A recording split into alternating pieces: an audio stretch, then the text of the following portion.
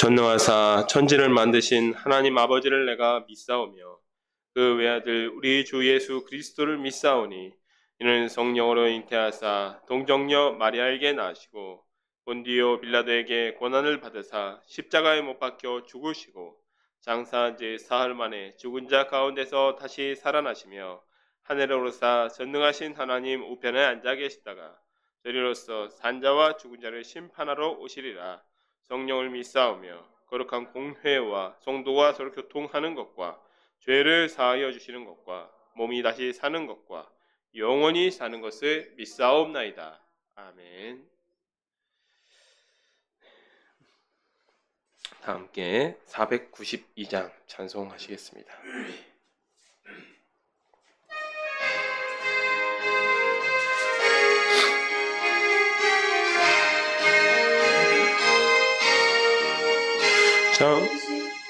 잠시 세상에 내가 살면서 항상 찬송 부르다가 날이 저물어라 하시면 영광 중에 나아가리. 열린 천국문 내가 들어가 세상 짐을 내려놓고 빛난 정육한 바다 쓰고서 주와 함께 길이 살리. 눈물 골짜기 더듬으면서 나의 갈 길 다 간 후에 주의 품 안에 내가 안기어 영원토록 살리로다. 열린 천국문 내가 들어가 세상 짐을 내려놓고 빛난 면류관 바다 쓰고서 주와 함께 길이 살리. 나의 가는 길 멀고 험하며 산은 높고 고른 깊어 고난 나의 몸 쉴 곳 없어도 복된 날이 밝아오리. 열린 천국문 내가 들어가 세상 짐을 내려놓고 빛난 면류관 바다 쓰고서 주와 함께 길이 살리.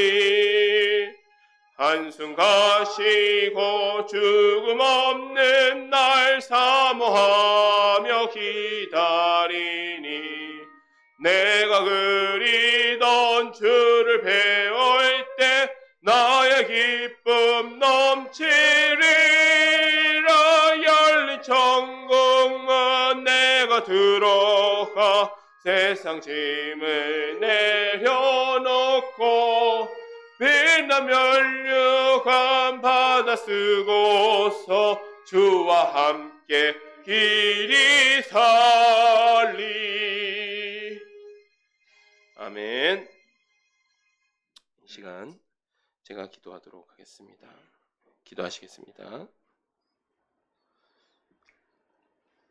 사랑의 하나님, 오늘도 저희를 이 기쁨의 예배의 자리로 불러주신 은혜에 감사를 드립니다.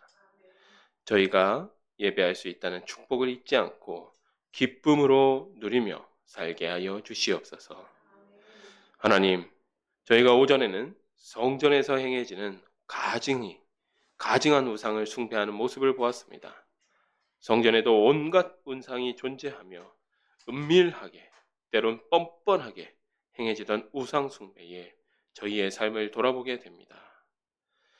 주님께서 거하시는 저희의 마음속 성전에서 그와 같은 우상은 사라지게 하옵소서. 오직 우리의 왕이신 하나님만이 홀로 우리의 삶을 다스려 주시기를 소원합니다. 이 시간에는 에스겔서를 이어 살펴보려 합니다. 저희에게 깨닫는 마음을 주시옵고 완고하고 단단한 마음이 아니라 살처럼 부드러운 마음으로 하나님의 말씀에 아멘으로 화답하게 하옵소서. 또한 말로만 입술로만 화답하는 것이 아니라 우리의 삶으로 화답하게 하여 주시기를 소망합니다. 감사하며 예수님의 이름으로 기도합니다. 아멘.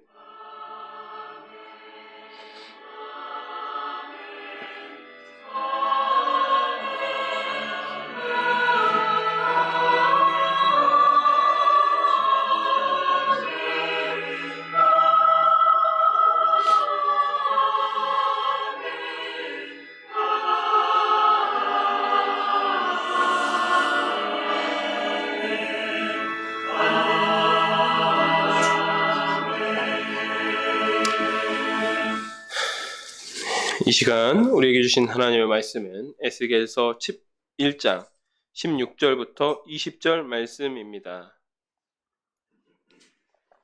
에스겔서 11장 16절부터 20절 말씀입니다. 구약성경 1163페이지에 있습니다. 제가 봉독해 드리도록 하겠습니다.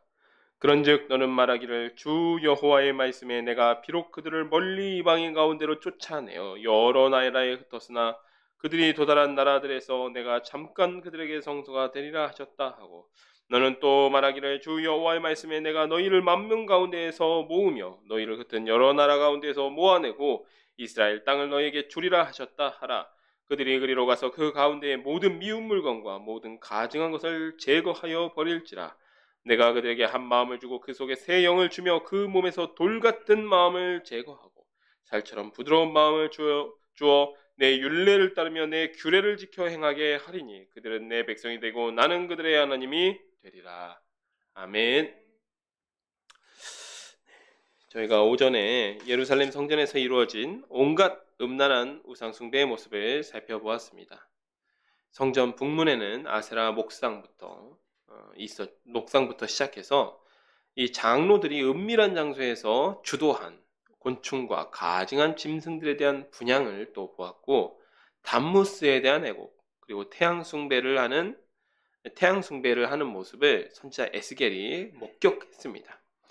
공식적으로 제사장 사역을 시작하기 직전에 포로로 잡혀온 에스겔이 절대로 알 수 없는 사실들입니다. 더 기가 막힌 것은 이스라엘 장로들이 악을 행하면서조차 하나님께서 우리를 돕지 않아서 우상 숭배를 한다는 이런 말도 안 되는 말들을 주어 섬겼다라는 것입니다. 이 기가 막히신 하나님께서 천사들에게 예루살렘에서 이마에 표 받은 자를 제외하고는 모두 살육하고 불태울 것을 명령하십니다. 그리고 처음 에스겔에게 보여주신 그 영광이 예루살렘의 성전을 떠나는 것을 목격하게 하십니다. 하나님을 극진히 사랑한 다윗의 마음, 그 마음과 솔로몬의 기도로 시작된 이 성전의 역사가 이렇게 마무리가 됩니다. 이제 하나님의 영광이 떠난 자리에는 살육과 심판이 남을 뿐입니다. 오늘 본문을 통해 이 말씀들을 살펴보도록 하겠습니다. 11장 1절입니다.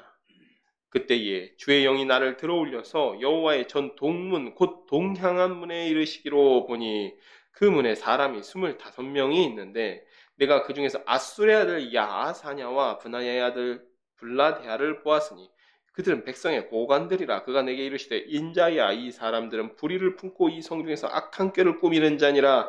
그들의 말이 집 건축할 때가 가깝지 아니한즉 이 성은 가마가 되고 우리가 고기가 된다 하나니, 그러므로 인자야, 너는 그들을 쳐서 예언하고 예언할지니라.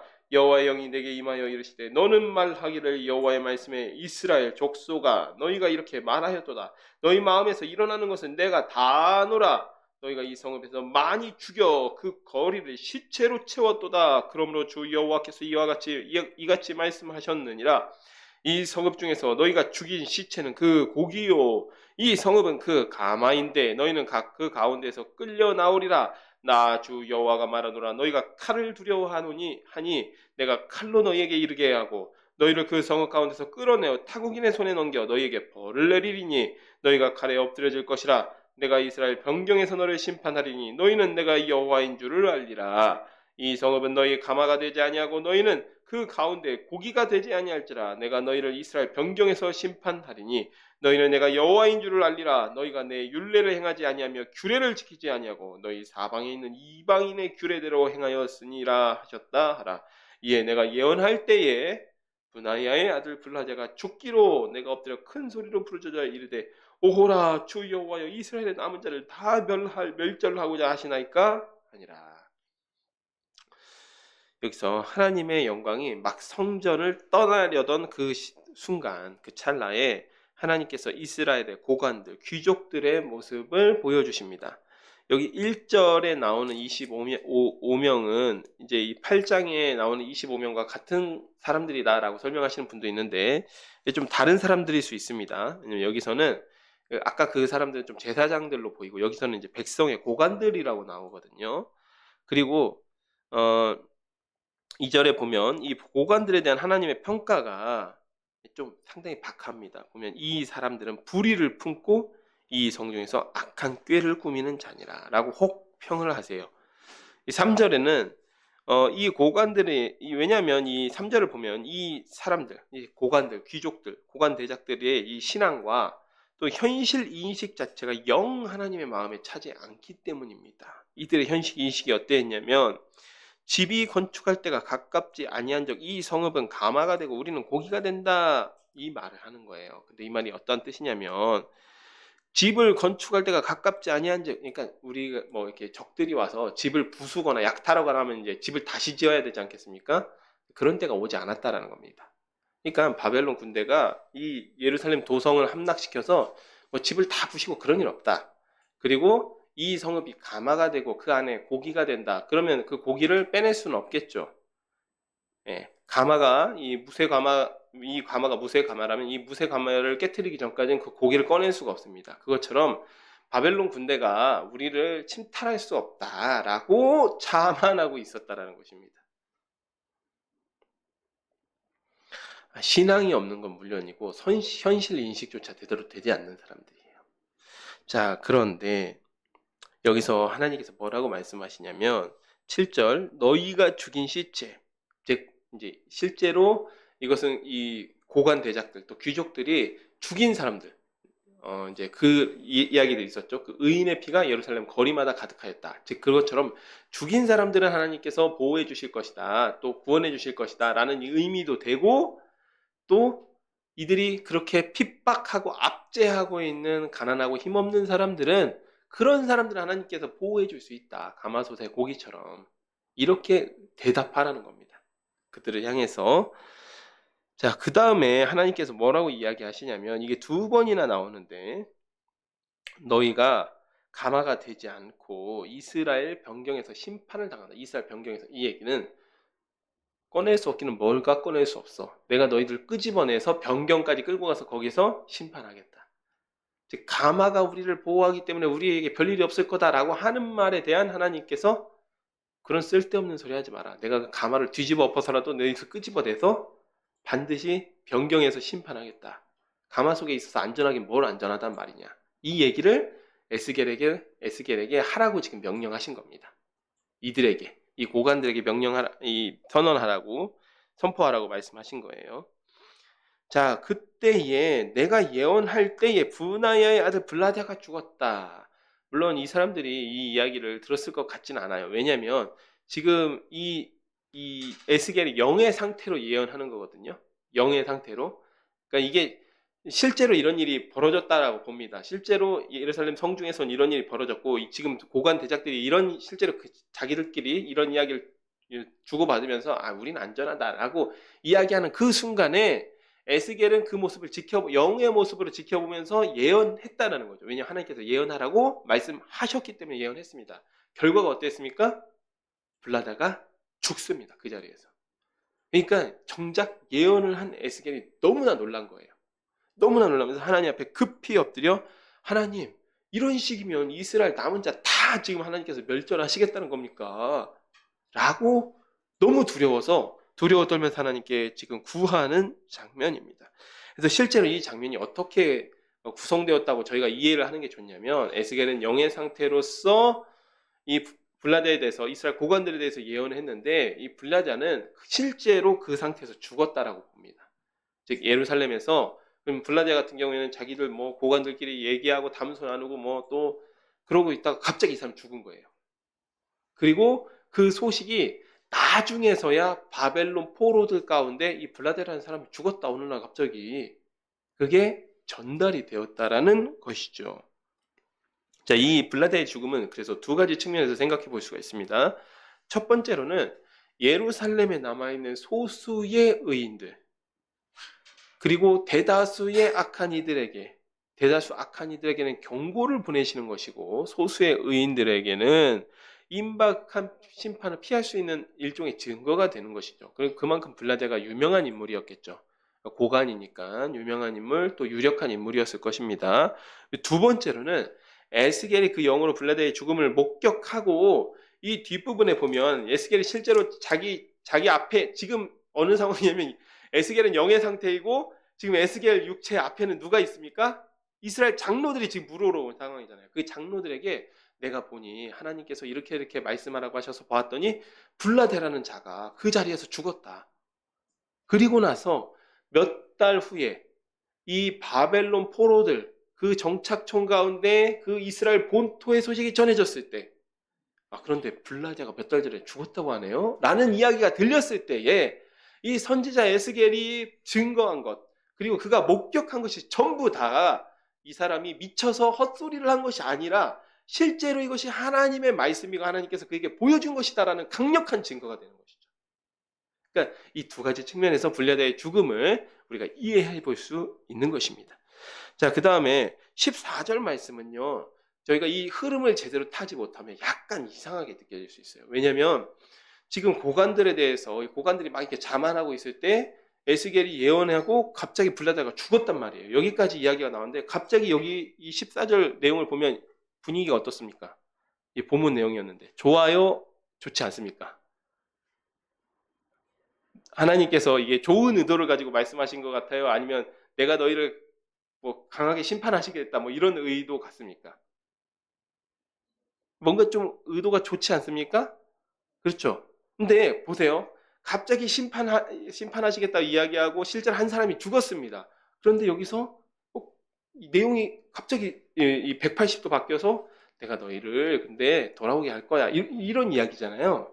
그래서 이 부분을 조금 오해하신 분들이 있는데 저희가 읽어가면서 왜 하나님께서 이 말씀을 하셨는지에 대해서 한번 알아보도록 하겠습니다. 여기서는 다른 내용들도 있지만 그 의도가, 하나님의 의도가 좀 중요하거든요.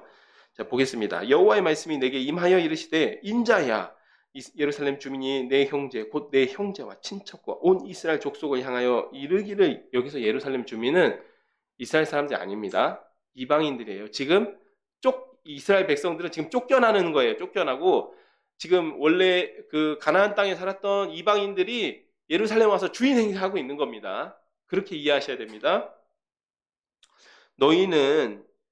이르기를 너희는 여호와에게서 멀리 떠나라. 이 땅을 우리에게 주어 기업이 되게 하신 것이라 하였나니. 그렇죠? 네. 지금 이 예루살렘 원래 예루살렘 백성들이 자기 고향 땅에서 지금 쫓겨나고 있는 거예요. 그런즉 너는 말하기를 주 여호와의 말씀에 내가 비록 그들을 멀리 이방인 가운데 쫓아내어 여러 나라에 흩었으나 그들이 도달한 나라들에서 내가 잠깐 그들에게 성소가 되리라 하셨다 하고, 너는 또 말하기를 주 여호와의 말씀에 내가 너희를 만민 가운데서 모으며 너희를 흩은 여러 나라 가운데서 모아내고 이스라엘 땅을 너희에게 주리라 하셨다 하라. 그들이 그리로 가서 그 가운데 모든 미운 물건과 모든 가증한 것을 제거하여 버릴지라. 내가 그들에게 한 마음을 주고 그 속에 새 영을 주며 그 몸에서 돌 같은 마음을 제거하고 살처럼 부드러운 마음을 주어 내 율례를 따르며 내 규례를 지켜 행하게 하리니 그들은 내 백성이 되고 나는 그들의 하나님이 되리라. 그러나 미운 것과 가증한 것을 마음으로 따르는 자는 내가 그 행위대로 머리에 갚으리라. 나 주 여호와의 말이니라. 그리고 자, 보십시오. 그때에 그룹들이 날개를 드는데 바퀴도 그 곁에 있고 이스라엘 하나님의 영광도 그 위에 덮였더니 여호와의 영광이 성읍 가운데에서부터 올라가 성읍 동쪽 산에 머무르고 주의 영이 나를 들어 하나님의 영의 환상 중에 데리고 갈대아에 있는 사로잡힌 자 중에 이르시더니 내가 본 환상이 나를 떠나 올라간지라. 내가 사로잡힌 자에게 여호와께서 내게 보이신 모든 일을 말하니라. 보세요. 말했죠. 환상을 자기가 증거한 겁니다. 자, 그런데 여기 보면 이렇게 뭔가 분위기가 좋아지고 있는 중에 그 다음에 바로 에스겔을 목격한 게 뭐였습니까? 하나님의 영광이 완전히 성전을 떠나는 모습을 본 거예요. 그러니까 이스라엘 심판하시겠다는 말씀을 하시고 이스라엘 회복에 대한 말씀을 하시고 그 다음에 에스겔이 본 거는 하나님의 영광이 성전을 떠나는 모습. 그래서 어떤 사람들은 이 구절이 이거 나중에 삽입된 구절 같다. 이게 좀 이상하다. 내용의 전개가 이상하다라고 이야기하시는 사람들이 있는데 그건 조금 올바르지 않은 것 같아요. 제가 이제 함께 보았으면 합니다. 즉 하나님께서 한 입으로 그럼 두 말 하시냐 이렇게 이해할 수도 있겠지만 그런데 잘 보시면 여기서 가장 중요한 게 뭐냐면 13절이에요. 13절. 13절 보면 보세요. 내가 엎드려 큰 소리로 부르짖어 이르되 오호라 주 여호와여 이스라엘의 남은 자를 다 멸절하고자 하시나이까. 선자가 이렇게 기도한 겁니다.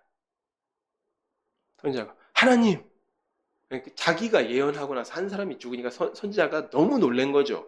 하나님 정말 다 죽이시려고 하시는 겁니까? 하고 다급하게 두려움 가운데 묻자 그 가운데 하나님께서 응답하신 내용이 14절부터 내용이에요. 그러니까 하나님의 말씀이 야 내가 다 죽이려고 하는 게 아니다. 내가 다 죽이려고 하는 것이 아니라 분명히 그 고향 땅을 뺏기고 떠나는 건 떠날 것이다. 다만 첫 번째 15절에서 16절 이스라엘 백성이 범죄했기 때문에 고향에서 쫓겨나는 건 사실이죠. 쫓겨나는 건 사실입니다. 그래서 이방인들이 와서 이 예루살렘 땅에 이제 주인 행세하는 건 사실이라는 것입니다. 다만 사실인데 그러나 이방 중에 이스라엘 백성이 쫓겨나도 그곳에서 하나님께서 그들의 성소가 되어 주실 것이다. 너희들 영원히 버리는 거 아니야. 지금 대답이 됐죠? 에스겔의 그 기도에 대한 대답이 되었죠. 응답이 되었죠. 두 번째 17절. 그리고 그렇게 해서 끝나는 게 아니라 잠깐 이방에서 성소가 되어 주셨다가 17절 때가 되면 하나님께서 흩어진 이스라엘을 모아서 고향으로 돌아오게 하실 거야. 두 번째입니다.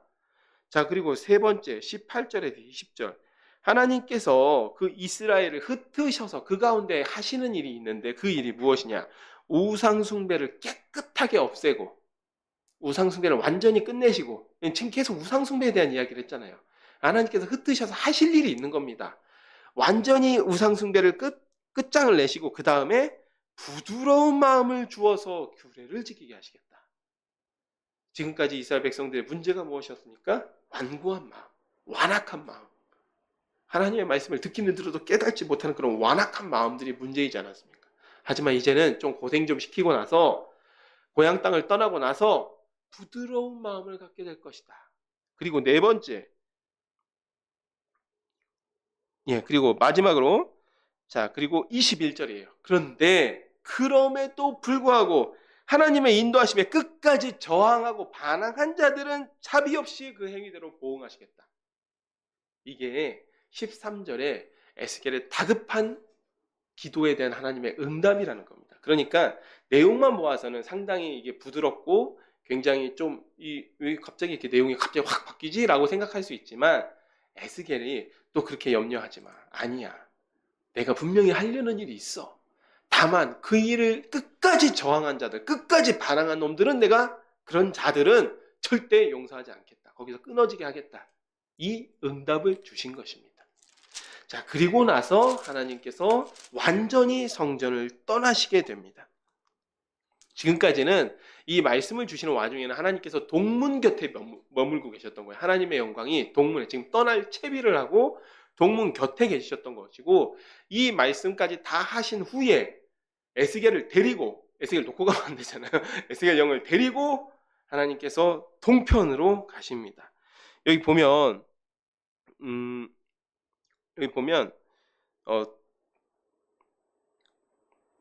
하나님의 영광이 완전히 예루살렘 성전을 떠나는 모습을 보여주시는데 23절 예루살렘 성에서 올라가 동쪽 산에 머무르셨다. 동편이 어디죠? 예루살렘 동쪽 산이 어디죠? 유명한 산이 있잖아요. 우리 알고 있는 유명한 산. 감람산입니다. 감람산. 예루살렘의 동편에 있었던 산이 감람산입니다. 그리고 그 감람산 줄기의 일부가 우리가 알고 있는 멸망산입니다. 그 솔로몬 때에 그 멸망산에다가 여러 우상의 제단들을 놓았죠. 그 멸망산이 감람산의 남쪽에 있는 봉우리 하나가 그 멸망산이라고 했습니다. 그리고 여호와의 영광이 예루살렘 성전을 떠나서 감람산 쪽으로 떠나시는 모습을 이 이 에스겔이 목격하게 된 것이죠. 자, 그 다음에 예. 자, 그리고 또다시 이제 하나님께서 에스겔에게 이렇게 한번 이 환상을 마무리하고 이 환상 중에 전한 계시를 마무리하고 이 계시를 그대로 장로들에게 전하게 하십니다. 그리고 에스겔은 그대로 전달했습니다. 장로들에게. 그리고 나서 12장부터는 다시 행동으로서 예언하고 있습니다. 에스겔이 행동으로서 예언하는 모습을 보겠습니다. 일단 오늘은 20절까지만 보도록 하겠습니다. 또 여호와의 말씀이 내게 임하여 이르시되 인자야 네가 반역하는 족속 중에 거주하는도다. 그들은 볼 눈이 있어도 보지 아니하고 들을 귀가 있어도 듣지 아니하나니 그들은 반역하는 족속임이라. 인자야 너는 포로의 행장을 꾸리고, 여기 행장이란 말은 이삿짐이라는 뜻입니다.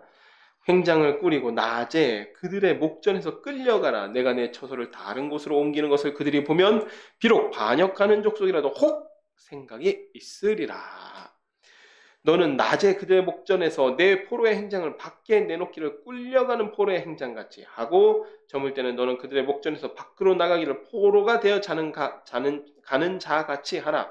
너는 그들의 목전에서 성벽을 뚫고 그리로 따라 옮기되 캄캄할 때에 그들의 목전에서 어깨에 메고 나가며 얼굴을 가리고 땅을 보지 말지어다. 이는 내가 너를 세워 이스라엘 족속에게 징조가 되게 함이라 하시기로, 내가 그 명령대로 행하여 낮에 나의 행장을 끌려가는 포로의 행장같이 내놓고 저물 때에 내 손으로 성벽을 뚫고 캄캄할 때에 행장을 내다가 그들의 목전에서 어깨에 메고 나가니라. 이튿날 아침에 여호와의 말씀이 또 내게 임하여 이르시되 인자야 이스라엘 족속 곧 반역하는 족속이 내게 묻기를 무엇을 하느냐 하지 아니하더냐.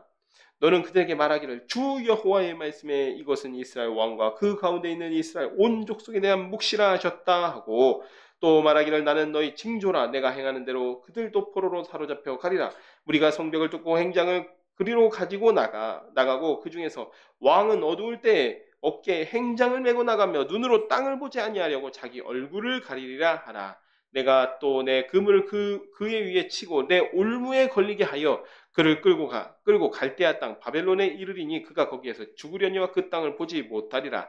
내가 그 호위하는 자와 부대들을 다 사방으로 흩고 또 그 뒤를 따라 칼을 빼리라. 내가 그들의 이방인 가운데로 흩으며 여러 나라 가운데서 해친 후에야 내가 여호와인 줄을 그들이 알리라.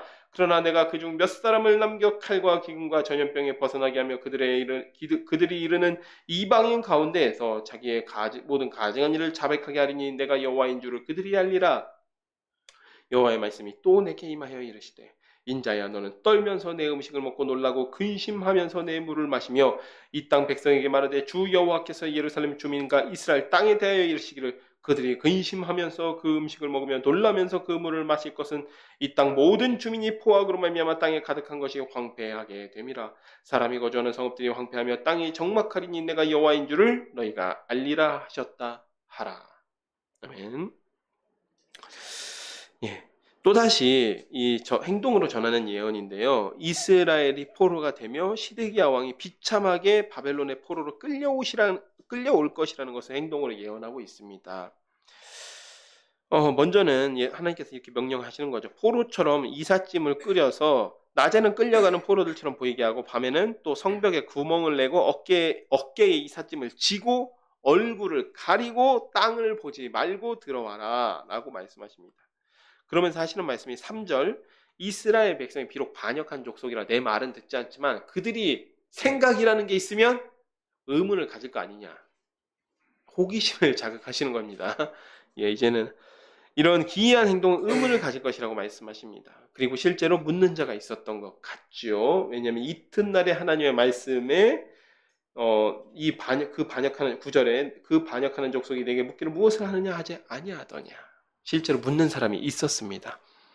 물론 여러분 에스겔은 하나님께 명령하시 전까지 말 못하죠. 질문만 들었을 뿐이지 대답은 안 해줬습니다. 대답은 못 해줬을 것입니다. 그런데 8절에 이튿날 하나님께서 이 징조에 대한 예언을 하게 하십니다. 이는 이스라엘 족속이 포로가 되어서 바벨론으로 끌려오게 된다라는 이야기다라고 하는 거고, 또 성벽을 뚫는 것은 시드기야 왕이 성벽이 뚫렸을 때에 도망갔지요.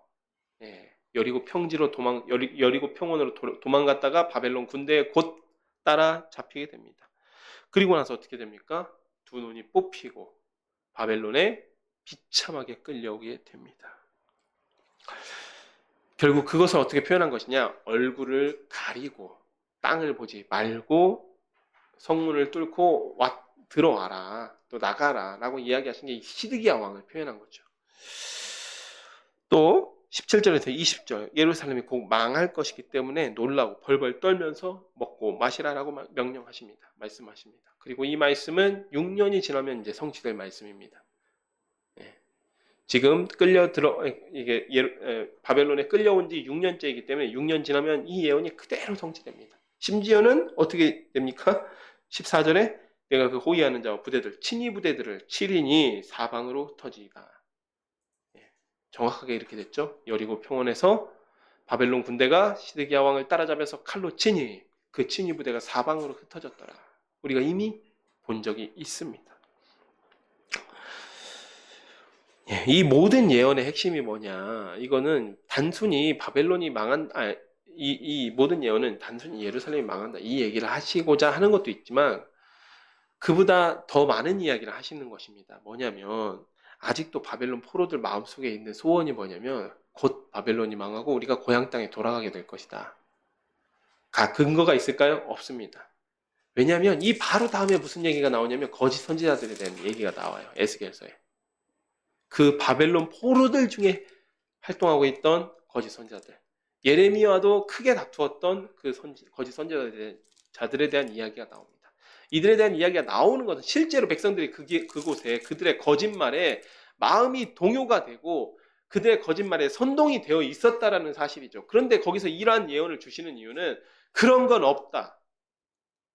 그런 일은 발생하지 않는다. 그러니까 어떻게 하라? 그 바벨론 땅에서 정착하여서 집을 짓고 너희 자손이 끊어지지 않게 살라. 이렇게 말씀하시고자 이 명령을 주신 것입니다. 여기까지 오후에는 예루살렘 성전의 타락상을 보여주는 것으로 시작했던 말씀이 심판의 말씀으로 마무리를 짓습니다. 오늘 본문에서 발견되는 사실이 여러 가지가 있는데요. 이스라엘 백성은 예루살렘 성전이 대단해서 하나님께서 임재하고 있다라고 생각했습니다. 그 증거가 무엇이냐? 성전이 여기 있는데 우리 예루살렘은 절대 망하지 않습니다. 성전이 이곳에 있습니다. 성전이 이곳에 있습니다.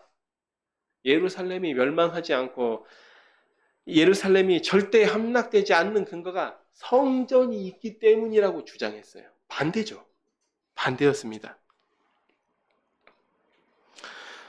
솔로몬 왕이 이야기한 것은 성전이 있기 때문에 망하지 않는 게 아니라 하나님을 예배하고 기도하기 위한 처소로서 성전을 지은 것입니다. 그리고 하나님, 저희가 이곳에서 예배하고 기도할 테니 저희를 돌아보아 주시옵소서. 그리고 혹여나 저희가 조금 어긋날 때도 있을 것입니다. 그러나 그때라도 저희를 심판하지 마시고 저희가 다시 돌이켜서 이 성전에 와서 하나님 앞에 회개할 때 다시 저희를 돌보아 주십시오 라는 마음으로 지은 게 성전이었어요.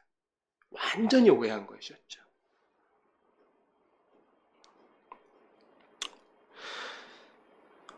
오히려 지금까지 하나님께서 성전의 영광 중에 임재하시며 이스라엘의 기도를 들으시고 그들의 예배, 제사를 받으신 것이 이스라엘 백성에게 베푸신 대단한 특권이자 대단한 복이었다라는 사실입니다. 그러나 이스라엘 백성들은 오해를 하다 못해 오히려 자신들이 범죄하고도 하나님께서 도와주지 않으셔서 우상숭배를 한다라는 말을 하고 있었습니다. 그리고 이러한 모습을 참아 보다 못한 하나님의 영광이 성전을 떠나게 되는 모습을 목격하게 됩니다. 사랑하는 샤론의 가족 여러분, 우리는 죄인이기 때문에 구원받은 후에도 때로는 우리에게 주어진 이 신앙이라는 것이 또 신앙생활이라는 것이 우리를 얽매는 것처럼 느껴질 때가 있습니다. 세상 사람들은 그닥 가리는 거 없는 것 같거든요. 수단과 방법도 별로 가리지 않는 것 같거든요. 근데 저희는 가려야 될 게 얼마나 많습니까? 말씀을 아는 자로서 여러 가지로 제약이 됩니다. 또는 때로는 우리의 기도가 헛된 것처럼 느껴질 수 있습니다. 하나님께서 우리를 돕지 않으시고 침묵하시는 것처럼 느껴질 때 그런 답답함이 있다라는 것이죠. 그러나 오늘 본문을 통해 확인할 수 있는 사실은 하나님께서 우리에게 복을 베푸시기 때문에가 아니라 그저 우리와 함께 하시며 우리의 예배를 받으시는 그 자체가 어느 누구도 누릴 수 없는 특권이라는 사실입니다. 이미 우리는 엄청난 축복을 누리고 있는 존재들입니다.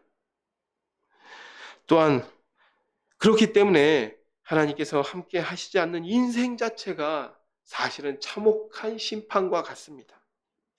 사랑하는 샤론의 가족 여러분, 여러분께서 지금 누구도 누리지 못하는 특권과 축복을 누리고 계시고 있는 것을 믿습니까?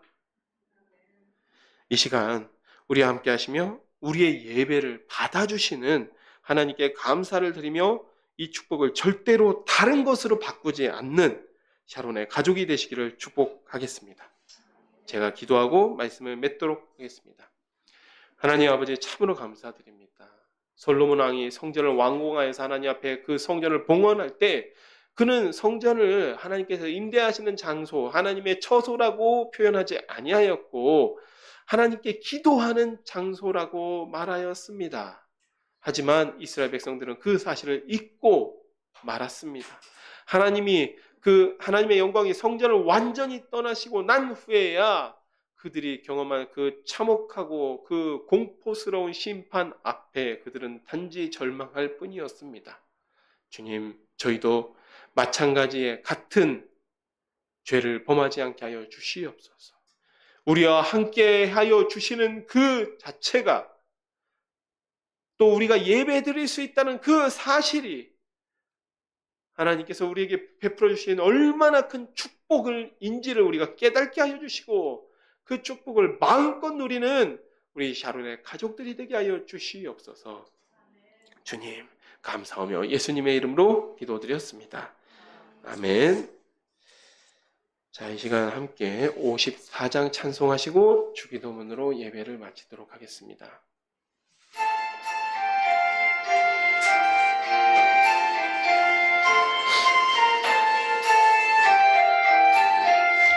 주여 복을 구하오니 편히 가게 하시고 사람마다 죄인으로 이기도록 하시고 광야 같은 세상에서 항상 인도하소서.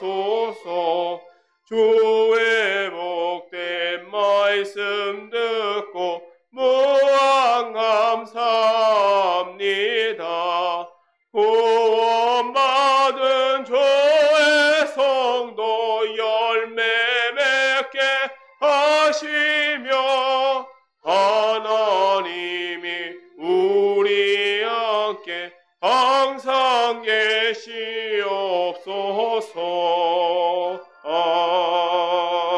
아멘. 하늘에 계신 우리 아버지의 이름을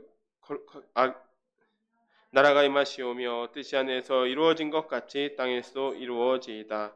오늘 우리에게 일용할 양식을 주시옵고 우리가 우리에게 죄 지은 자를 사하여 준 것 같이 우리의 죄를 사하여 주시옵고 우리를 시험에 들게 하지 마시옵고 다만 악에서 구하시옵소서. 대개 나라와 권세와 영광이 아버지께 영원히 있사옵나이다. 아멘.